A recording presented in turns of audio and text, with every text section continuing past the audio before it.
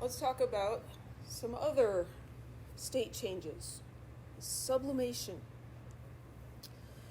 So here we have an illustration of ice. So we've got our little Mickey Mouse water molecules, but notice that they are in rows, right? There's a pattern here. And these are not swimming around, they're frozen, right? But they're still wiggling, right?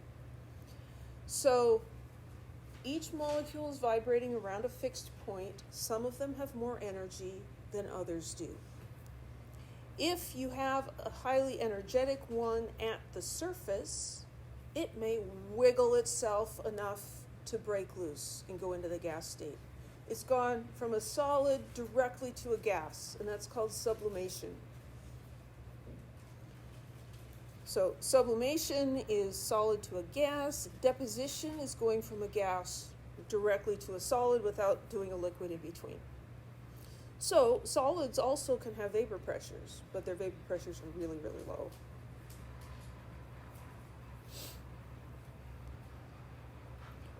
Sublimation is usually going to happen faster if the container is open, because then those energetic water molecules can escape, right? If it's inside of a closed container, they're trapped, and so then they can't get away. But this explains why ice cubes that are left in the freezer slowly shrink. If you've ever found, a forgotten ice cube tray in the back of the freezer, it's like, man, this has been in here for a year. And you look at, they're all small. Who made these small ice cubes? They were regular size. They were regular size to start with, but they have sublimed, right? This explains why ice crystals grow inside airtight bags of frozen foods. I think hotter tots. Tater tots do this a lot.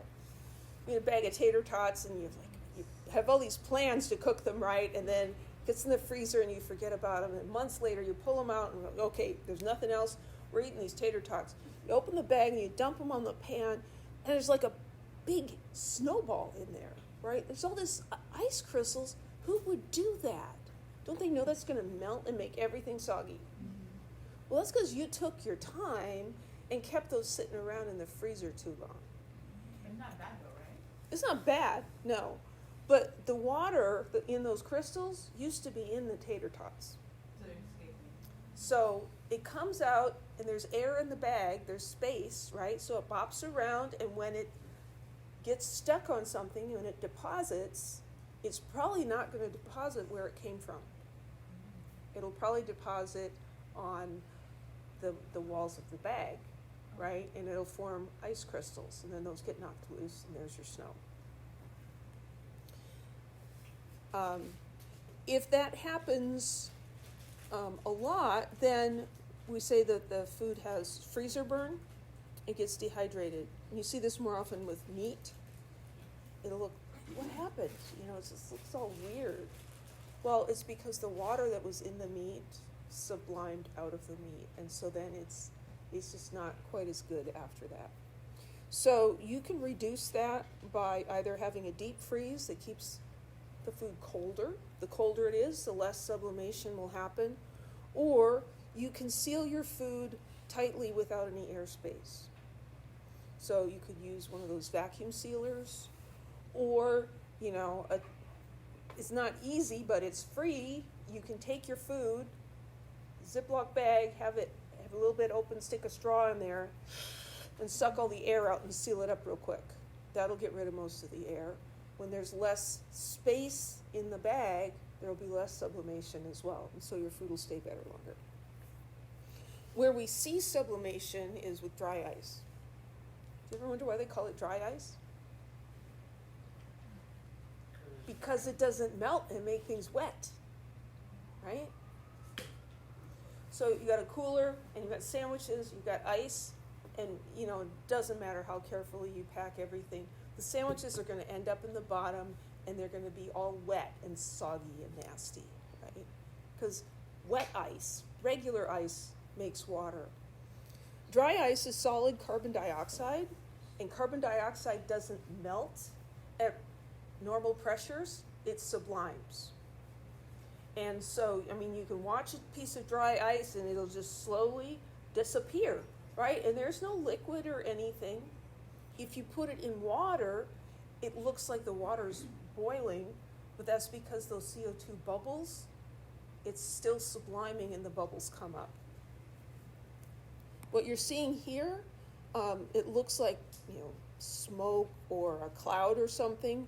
That's actually from the cold, because these particles that are subliming are still very cold. And so the air around it gets cold, and then the water vapor in that air condenses and forms kind of like a little cloud. That's also just too fun to talk about. Fusion. Fusion is a fancy word for melting.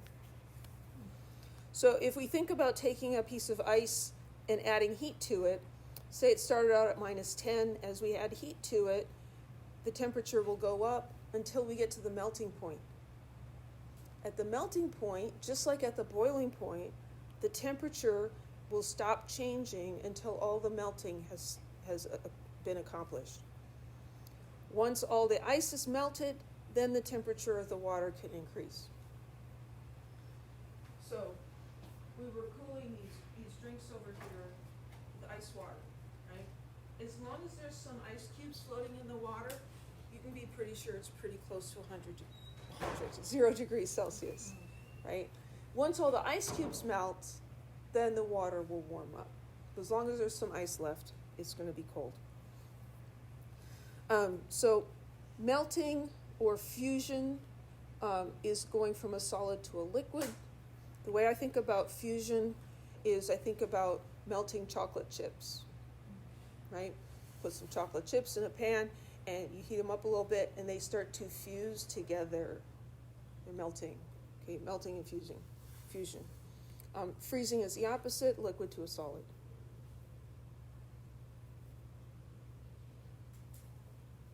So we talked about heat of vaporization. There's also a heat of fusion or melting.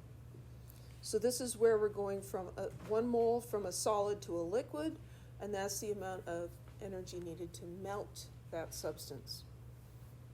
Freezing is exothermic.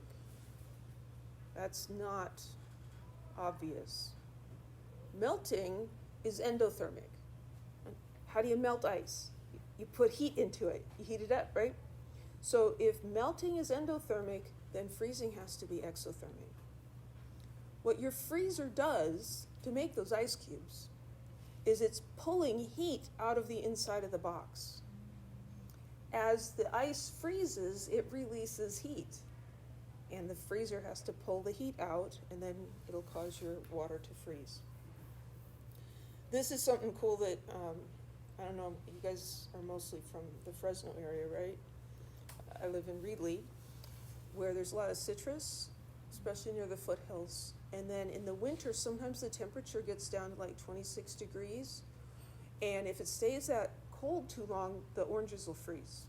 And then the cells burst, and the whole crop's ruined, and it's just a huge disaster. One thing they can do, and they do this, is they'll water the fields when a hard freeze is predicted, and just flood the field with water. So the field, the air gets cold, and the water on the ground is going to start to freeze. As it starts to freeze, it's going to release energy and keep itself at 0 degrees Celsius or 32 degrees Fahrenheit. And it won't get colder than that until all the water freezes, and then it'll drop below. And so they flood the fields, and then they also have these big wind machines, because you've got warmer air down here where the water's freezing, and blow that around, and most of the time they can protect the citrus fields from freezing. Interesting. Central California application. Heat of fusion is usually a lot smaller than heats of vaporization. When you vaporize a substance, those molecules have to break completely free of the intermolecular forces. When you melt, they only have to partially break those, and so that doesn't take as much energy.